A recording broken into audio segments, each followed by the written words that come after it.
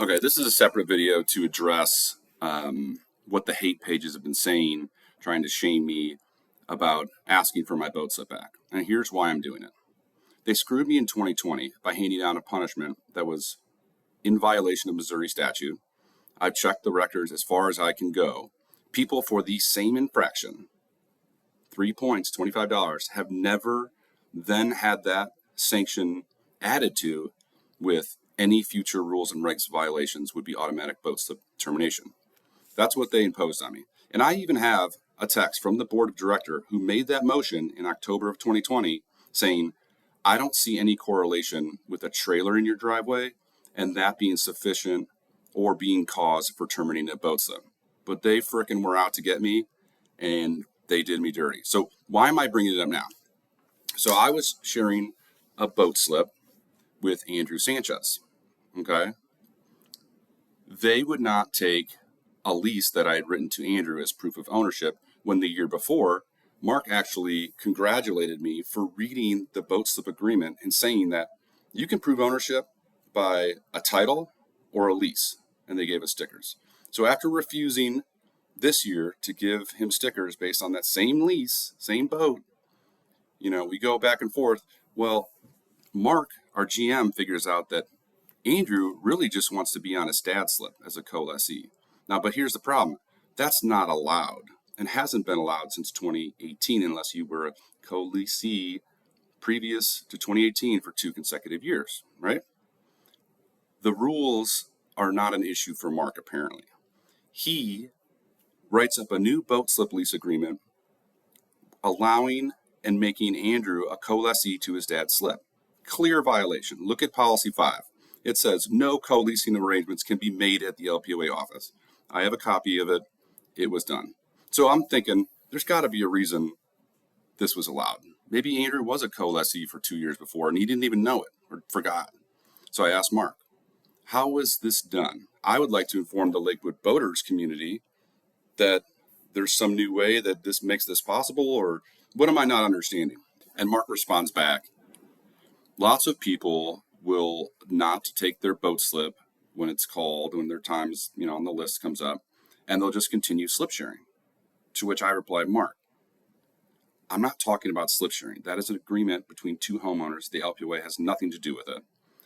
Where in any of our written policies gives you the authority to approve a co-lease after 2018? He stopped responding. So I have to assume he just didn't give any care to that rule. He saw that he could get Eric out of another slip. Show me that assumption is wrong. I've given him 4 opportunities and crickets. And I know any parent in Lakewood, if the LPOA had done to them what they did to me and seen how it affects their kids, we would go to the end of the earth to try to correct this error.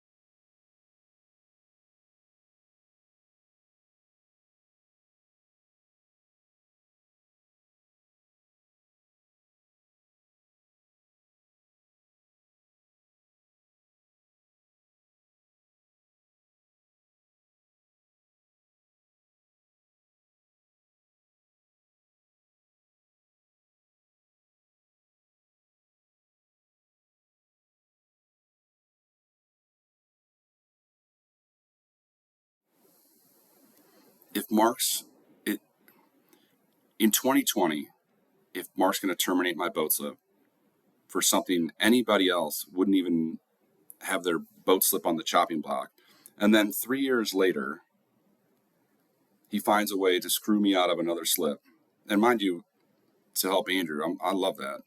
Like, of course, I'm going to ask. I'm going to ask the board, like, hey, look at the information. I will respect your decision. But for my kids and my family, I'm going to ask. And I know any parent in Lakewood, if the LPOA had done to them what they did to me and seen how it affects their kids, we would go to the end of the earth to try to correct this error.